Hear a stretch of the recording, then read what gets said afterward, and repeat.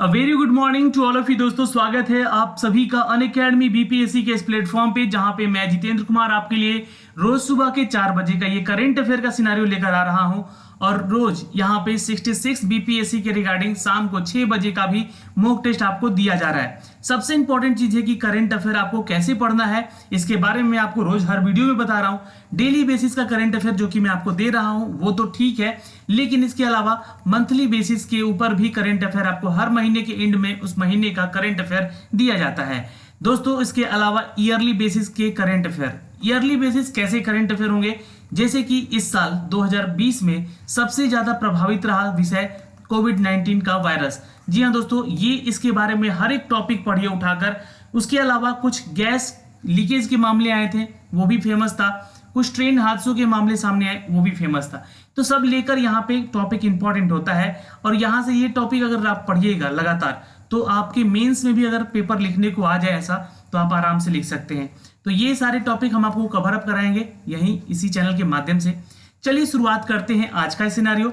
Channel पे नए हैं तो प्लीज चैनल को सब्सक्राइब कीजिए बेल आइकन दबा के, हर वीडियो की ऑफिशियल नोटिफिकेशन के लिए।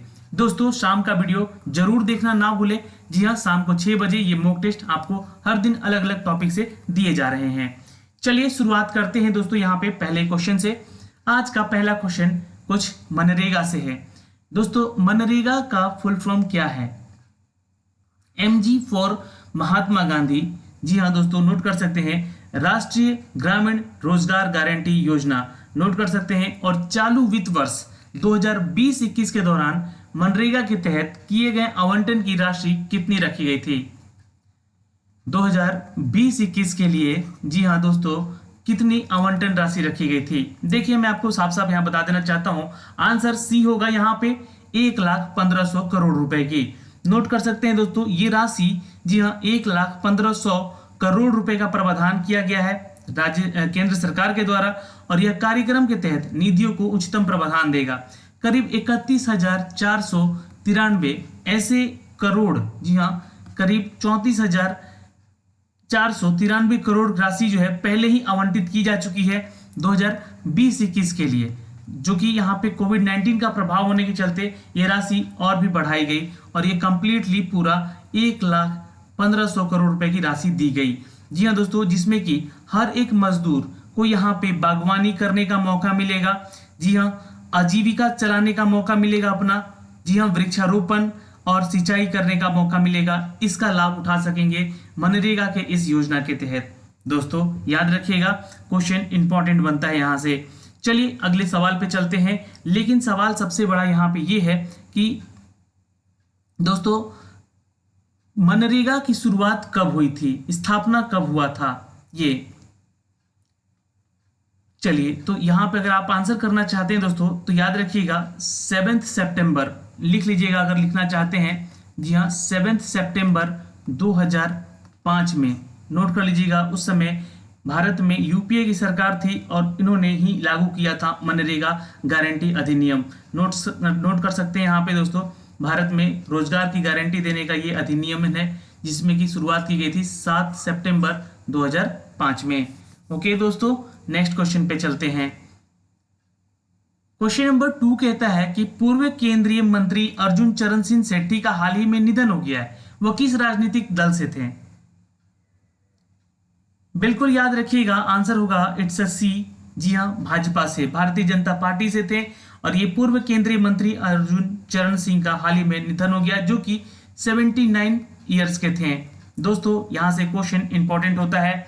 दोस्तों आपको बता दें कि भद्रक लोकसभा क्षेत्र से वो आते हैं और 8 बार सांसद रह चुके हैं। 2000 से लेकर 2004 तक अटल बिहारी वाजपेयी की सरकार में भी वो नेतृत्व कर चुके हैं। एनडीए अधिकारियों के लिए ये बीच में केंद्रीय जल संसाधन मंत्रालय के रूप में भी कार्य कर चुके थे। दोस्तों युवा होने के बाद से सामाजिक और राजनीतिक क्षेत्रों में इन्होंने अपना योगदान दिया। और अर्जुन चरण सेठी एक भारतीय राजनीतिज्ञ और भारतीय जनता पार्टी के राजनीतिक दल के सदस्य भी थे, इसलिए आंसर यहाँ पे सी हो जाएगा। अगला प्रश्न चलते हैं।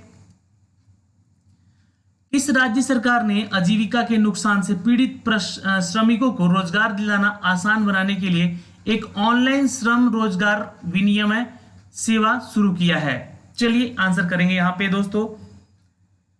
वो कौन सा राज्य है दोस्तों? जी हाँ, जिसने आजीविका के नुकसान से पीड़ित श्रमिकों को रोजगार दिलाने का आश्वासन यानी कि आसान बनाने का एक ऑनलाइन श्रम रोजगार विनिमय शुरू किया है। याद रखिएगा, आंसर होगा बी, राजस्थान। दोस्तों राजस्थान की राजधानी जयपुर होती है, ये आप नोट कर सकते हैं। और यहाँ के मुख्यमंत्री अशोक गहलोत हैं, ये भी आप ध्यान रखिएगा। जी हाँ, अशोक गहलोत हैं, ठीक है। लेकिन यहाँ पे ये सवाल क्या कहता है कि दोस्तों राजस्थान के मुख्यमंत्री हैं अशोक गहलोत, जिन्होंने हाल ही में वीडियो कॉन्फ्रेंसिंग के माध्यम से राज्य कौशल और पोर्टल ऑनलाइन श्रमिक रोजगार विनिमय की शुरुआत की है। और आपको बता दें कि यहाँ तालाबंदी के बाद राज्य सरकार का द्वारा यह किया गया पहली ये पहल है, ठीक है, याद रखिएगा, जिसमें कि श्रमिकों को रोजगार पाने के लिए आसानी हो सके। इस आजीविका के नुकसान से ये पीड़ित थे। दोस्तों यहाँ पे एक चीज और नोट कर सकते हैं आप लोग कि लगभग 13 लाख प्रवासी, ठीक है, लगभग कितने, तो 13 लाख प्रवासी जो है, जी हाँ, इसका फायदा उठा सकेंगे, जो कि कोविड-19 के चलते राज्य अपने वापस आ रहे हैं। उनके पास 50 लाख से अधिक लोगों का एक डेटाबेस भी है, जो उनके कौशल सेट और कौशल अनुभव से वर्गीकृत होंगे। तो ये कांग्रेस की सरकार है यहाँ पे दोस्तों राजस्थान में, जिनके पास करीब 50 लाख डेटा है। ये आप ध्यान रख सकते हैं उनके काम का।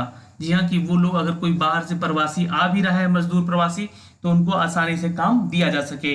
राज कौशल ऐप जो है दोस्तों, यहाँ पे बता दें कि इसमें ऐप के जरिए उद्योग और मजदूरों के बीच एक सेतु का काम करेगा। जी हाँ, ये एप्लीकेशन, ताकि अवसरों की उपलब्धता से सुधार हो सके और अर्थव्यवस्था को कोई भी प्रभाव ना हो सके। दोस्तों इंपॉर्टेंट है यहाँ से इसकी राजधानी और इसके मुख्यमंत्री का नाम। चलिए क्वेश्चन नंबर चलते हैं दोस्तों 4 की तरफ। कर्नाटक सरकार के द्वारा बेंगलुरु में बाढ़ पर वास्तविक समय की जानकारी के लिए लॉन्च किया गया ऐप का नाम बताइए। जी हाँ, कर्नाटका सरकार के द्वारा बेंगलुरु में, देखिए कर्नाटका की सबसे पहले तो राजधानी होती है दोस्तों बेंगलुरु, आप ध्यान रखिएगा, ठीक है। और इन्होंने लॉन्च किया है दोस्तों कर्नाटका सरकार ने कौन सा एप्लीकेशन, तो मेघ संदेश ऐप। नोट कर लीजिएगा दोस्तों, इट्स अ मेघ संदेश ऐप।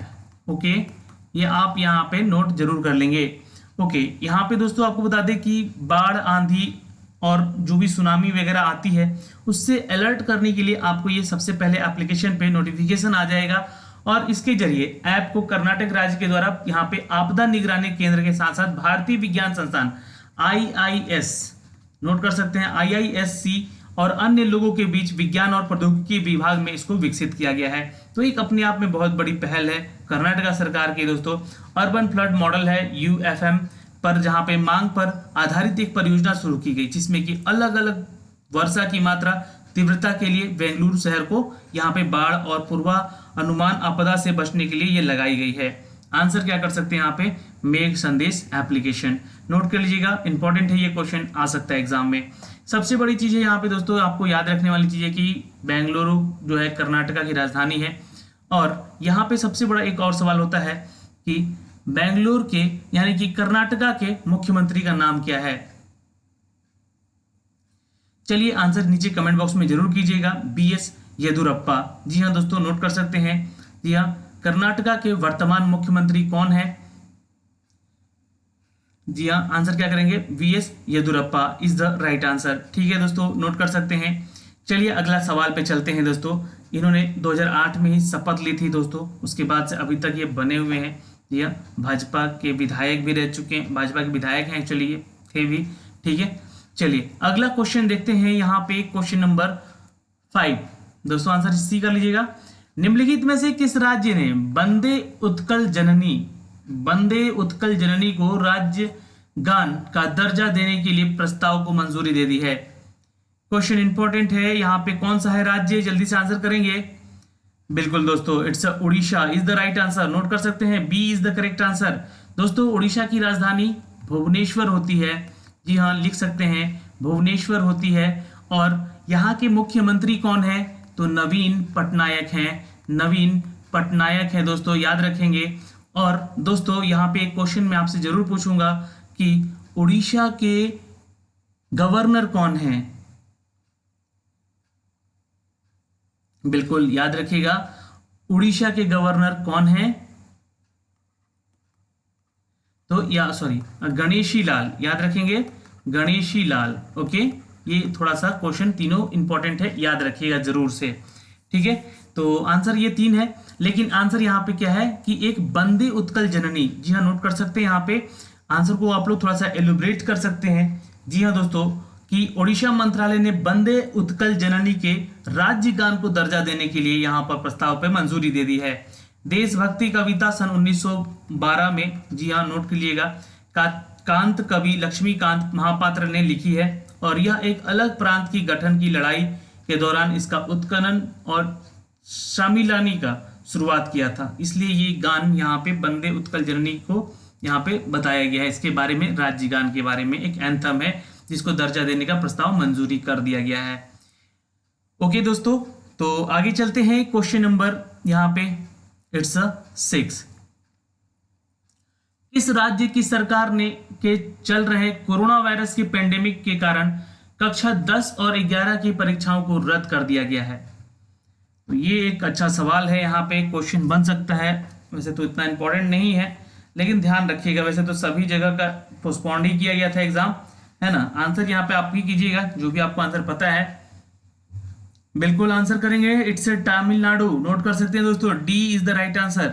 तमिलनाडु ने अभी 10 जून को, यानी कि परसों, ठीक है, 10 जून में शुरू होने वाली कक्षा 10 और 11वीं की, कक्षा 11वीं की और 10वीं की जो कक्षा का एग्जाम होने वाला था वो रद्द कर दिया गया है। अच्छा, क्वेश्चन अगर तमिलनाडु से आता है तो इसका याद रखिएगा, जो कैपिटल सिटी है वो चेन्नई है, और यहाँ के मुख्यमंत्री कौन है?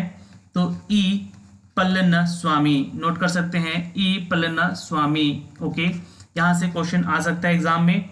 और इन्होंने घोषणा किया है कि सभी छात्र कोरोना वायरस के पेंडेमिक के कारण प्रवर्तित किए जाएंगे उनके एग्जाम। कक्षा 10 की परीक्षा के अलावा राज्य सरकार ने 11वीं कक्षा की जो संबंधित परीक्षाएं हैं उसको भी रद्द की जाए, और 12वीं की परीक्षा का निर्णय अभी तक नहीं लिया गया है।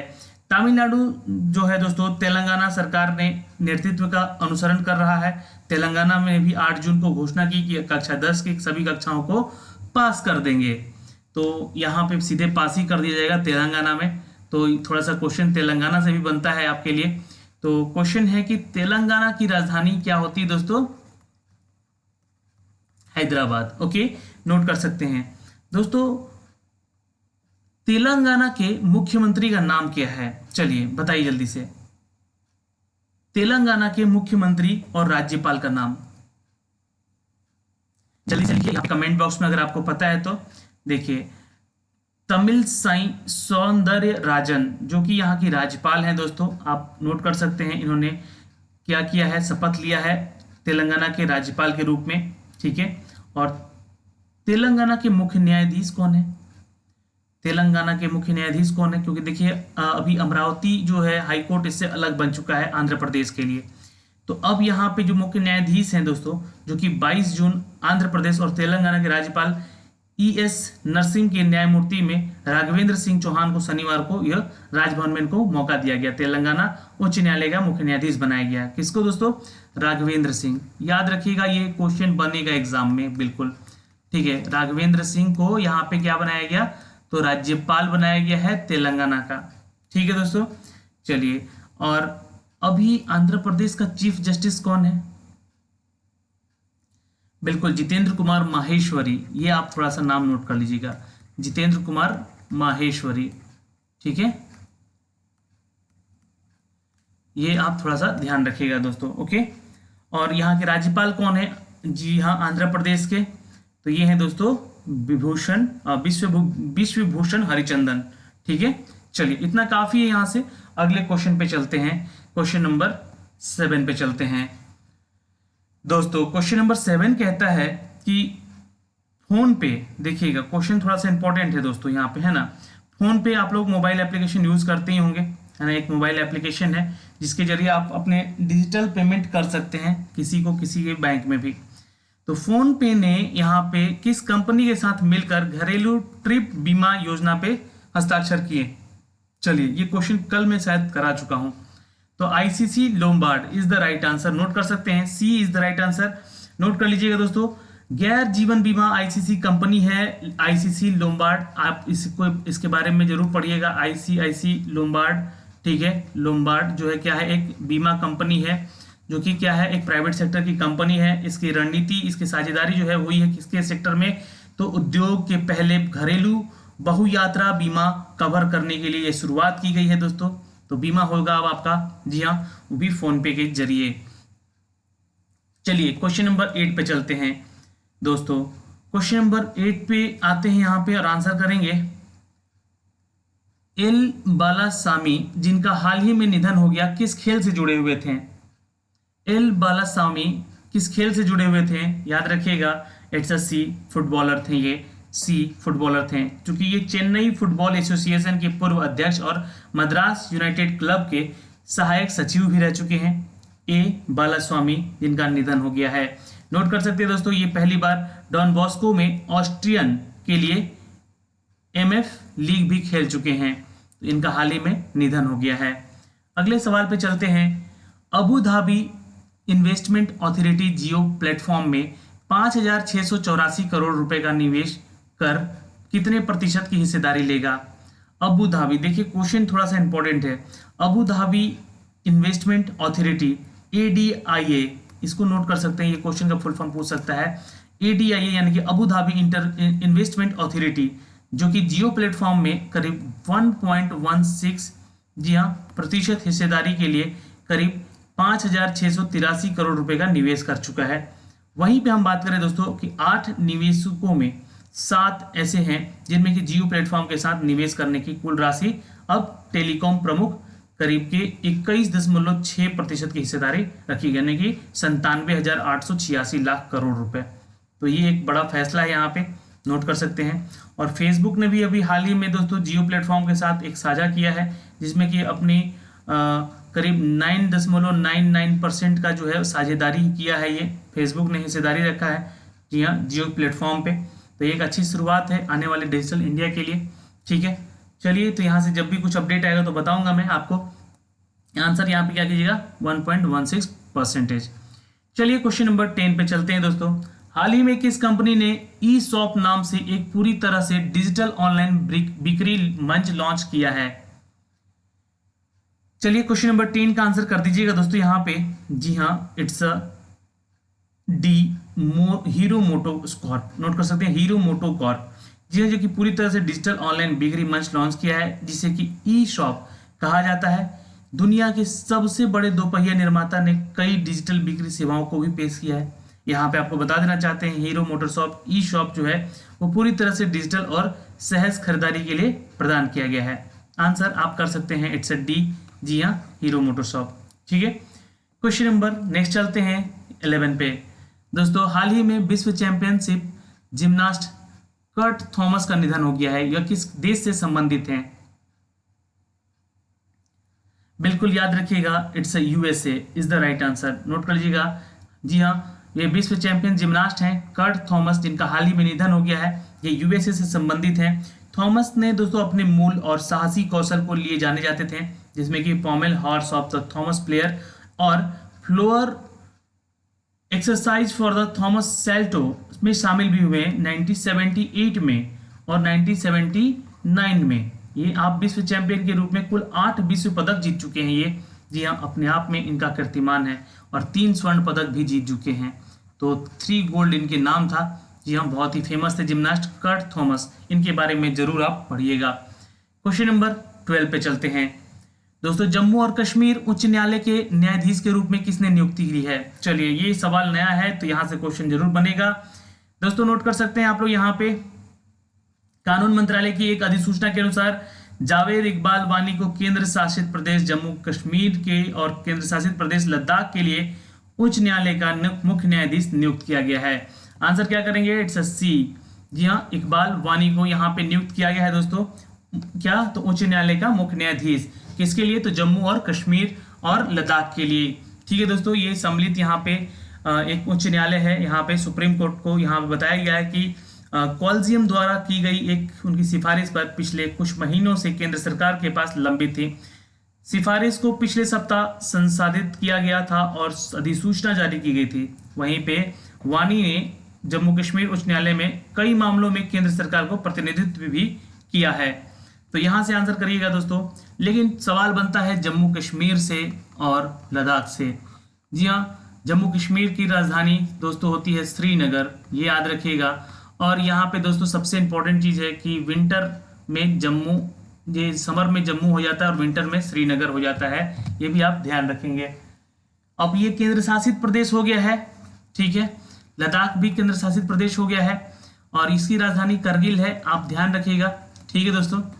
चलिए अगला क्वेश्चन देखते हैं यहाँ पे 13। हाल ही में गूगल क्लाउड के वरिष्ठ निदेशक के रूप में कौन शामिल किया गया है? गूगल क्लाउड के रूप में कौन शामिल किया गया है यहाँ पे वरिष्ठ निदेशक के रूप में? तो आंसर करेंगे दोस्तों, इट्स अ डी। जी हाँ, अनिल वलूरी। नोट कर सकते हैं यहाँ पे। जी हाँ, गूगल क्लाउड के अनिल वलूरी को अपनी भारत इकाई का वरिष्ठ निदेशक नियुक्त किया गया है। और वलूरी जो है दोस्तों नेट ऐप से गूगल क्लाउड में शामिल हुए, जहां पर वह भारत और सार्क संचालन का अध्यक्षता भी करेंगे। जी हाँ, किसका? तो सार्क। जी हाँ, किसका? तो आंसर कीजिएगा दोस्तों, सार्क संचालन में अध्यक्षता भी करेंगे। याद रख सकते हैं, ये क्वेश्चन इंपॉर्टेंट बनेगा एग्जाम में, जरूर यहां से इंपॉर्टेंट है, ठीक है। नेक्स्ट है दोस्तों क्वेश्चन नंबर 14। भारत ने बिजली के क्षेत्र में दो देशों के बीच सहयोग विकसित करने के लिए किस देश के साथ एक समझौता ज्ञापन हस्ताक्षर किया है? बिल्कुल दोस्तों, आंसर करेंगे यहाँ पे, it's D, Denmark is the right answer. D, Denmark is the right answer. Note कर सकते हैं। जी हाँ दोस्तों, समझौता ज्ञापन हुआ है। भारतीय पक्ष के सचिव हैं श्री संजीव नंद सहाय और डेनमार्क की ओर से डेनमार्क के राजदूत आए थे श्री फेडरी स्वेन, जिनके हस्ताक्षर हुए हैं यहाँ पे। आपको बता दें कि ये जो योजना पे हस्ताक्षर हुआ है, ये नवीनीकरण करने के लिए ऊर्जा का और भारतीय बिजली बाजार को डेनमार्क के सहयोग से और लाभान्वित करने का ये उद्देश्य रखा गया है। दोस्तों यहाँ सवाल बनेगा जरूर कभी ना कभी, डेनमार्क, ओके, सवाल बनेगा डेनमार्क, है ना, कि राजधानी कहाँ है, करेंसी क्या है। बिल्कुल याद रखिएगा दोस्तों यहाँ पे कि डेनमार्क जो है यूरोप में है और इसकी राजधानी कोपेनहेगन है। कहाँ है? कोपेनहेगन है। दोस्तों डेनमार्क की मुद्रा यानी कि करेंसी क्या हुई, तो ये भी आपको ध्यान रखना होगा, इट्स अ क्रोन। जी हाँ, डेनी क्रोन ये मुद्रा होती है यहाँ की, याद रखेंगे। चलिए क्वेश्चन नंबर 15 पे चलते हैं दोस्तों। प्रतीक तिरोड़कर नाम से एक 23 वर्षीय लड़के ने कोविड-19 रोगियों की मदद करने के लिए दुनिया का पहला इंटरनेट नियंत्रित रोबोट बनाया है, वह किस राज्य का है? चलिए आंसर कीजिएगा दोस्तों क्वेश्चन नंबर 15 का।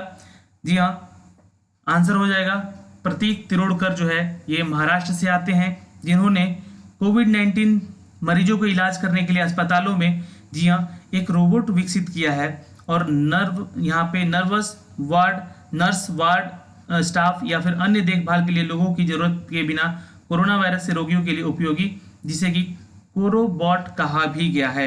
दोस्तों स्वतंत्र रूप से भोजन, पानी और पेय पदार्थ, दवाइयां इत्यादि इन तक पहुंचाने के लिए सक्षम है, इसलिए इसका उपयोग अब वहां के अस्पतालों में भी किया जाएगा। महाराष्ट्र से अगर क्वेश्चन बनता है दोस्तों तो इसकी राजधानी याद रखिएगा मुंबई होती है। और यहाँ के अभी, जी हाँ, राज्यपाल कौन है? तो याद रखिएगा मुंबई के राज्यपाल कौन है? Who is the governor of Mumbai और सॉरी महाराष्ट्र? तो याद रखिएगा दोस्तों भगत सिंह कोश्यारी, ठीक है, याद रखिएगा। और उद्धव ठाकरे यहाँ के सीएम होते हैं, ठीक है दोस्तों। भगत सिंह कोश्यारी यहाँ के क्या है, तो आप ध्यान रखेंगे भगत सिंह कोश्यारी। और यहाँ के मुख्यमंत्री कौन है? तो उद्धव ठाकरे हैं, ठीक है दोस्तों।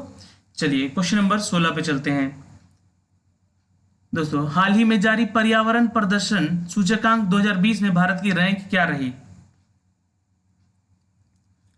बिल्कुल याद रखिएगा, इट्स 168। जी हाँ दोस्तों, नोट कर लीजिएगा।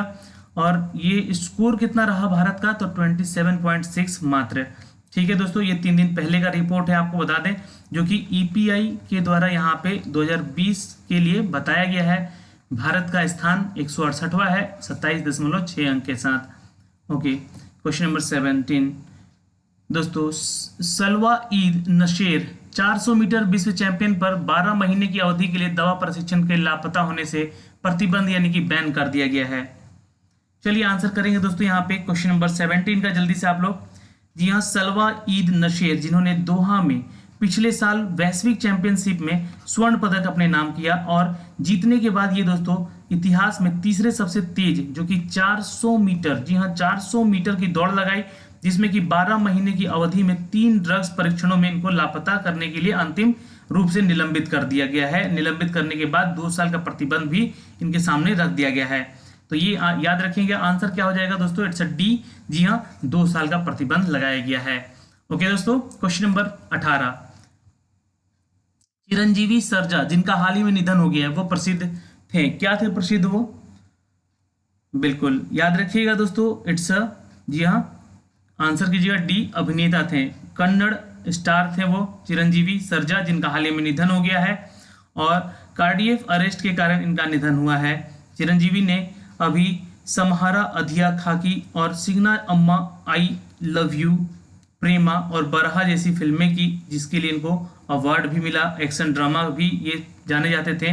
ठीक है, तो इनका भी हाल ही में निधन हो गया। बहुत ही फेमस कलाकार थे, आप भी जानते होंगे इनको। चलिए क्वेश्चन नंबर 19 पे चलते हैं। निम्नलिखित में से किस राज्य ने थैंक्स मॉम नाम से वृक्षारोपण अभियान शुरू किया है। जी हाँ, याद रखिएगा थैंक्स मॉम। तो थैंक्स मॉम यहाँ पे दोस्तों अर्थ को कहा जा रहा है। जी हाँ, जिसने आपकी रक्षा की है तो आपका भी फर्ज बनता है इसकी रक्षा करें। ज़्यादा से ज़्यादा अपने आसपास की जगहों पे वृक्ष का रोपण जरूर करें, ताकि जो है आपके घर घर आसपास में खुशहाली बनी रहे और ये आपको उन सभी चीज़ों से बचाए जो कि सूर्य से आने वाली पराबैंगनी किरणें आपके लिए खतरनाक हो सकती हैं। तो वृक्ष लगाएं जितना हो सके, है ना, ज़्यादा से ज़्यादा वृक्ष लगाइएगा उतना ही ज़्यादा आपको ये फायदा होगा। आंसर क्या करेंगे, ये दोस्तों किया गया है मध्य प्रदेश सरकार के द्वारा। नोट कर सकते हैं, ये एक अभियान है जो कि मध्य प्रदेश ने चलाई है। दोस्तों मध्य प्रदेश से अगर जुड़ा हुआ सवाल पूछा जाए तो यहाँ की राजधानी भोपाल होती है, याद रखिएगा। और यहाँ की जो सीएम है वो है शिवराज सिंह चौहान। शिवराज सिंह चौहान, जी हाँ नोट कर सकते हैं, जो कि भारतीय जनता पार्टी की सरकार है अभी यहाँ पे, और इससे पहले कांग्रेस की सरकार थी जिसका यहाँ पे अभी सरकार गिर चुका है। जी हाँ, अब शिवराज सिंह चौहान है यहाँ के मुख्यमंत्री। तो याद रखिएगा नेचर फॉर नेचर थीम रखा गया है इस दिवस पे, थैंक्स मॉम को शुरू करने के अवसर पे। ठीक है, क्या नेचर फॉर द नेचर, ठीक है, याद रहेगा। चलिए या लिख देता हूँ यहाँ पे, आप लोग इसको थोड़ा सा नोट कर लीजिएगा, नेचर फॉर नेचर। ओके दोस्तों, चलिए क्वेश्चन नंबर 20 पे चलते हैं। किस राज्य सरकार ने प्रवासी श्रमिकों के लिए रोजगार खोजने हेतु रोजगार सेतु पोर्टल लॉन्च किया है। रोजगार सेतु, देखिए ये सारे जो हैं आज की डेट में मैं बता दूं आपको, रोजगार के नाम पे सिर्फ और सिर्फ सरकार अपना पल्ला झाड़ रही है, चाहे किसी भी राज्य की सरकार हो या फिर हमारी केंद्र की सरकार हो। यहाँ पे जॉब्स जो है जा रहे हैं लोगों के, ना कि मिल रहे हैं। फिर भी आप अपनी तैयारी में रहें, क्योंकि कभी भी ये चीज़ें बदल सकती हैं, कभी भी आपको मौका मिल सकता है। तो इसका आंसर कीजिएगा, Madhya Pradesh is the right answer. ठीक है दोस्तों, तो आज के इस पूरे सिनारियो में आप हमारे साथ जुड़े रहें इन टोटल 20 प्रश्नों के में, इसके लिए तहे दिल से धन्यवाद। मिलते हैं आपसे अगले वीडियो में शाम को 6 बजे। बाय बाय, टेक केयर, ध्यान रखिएगा अपना और अपने परिवार का।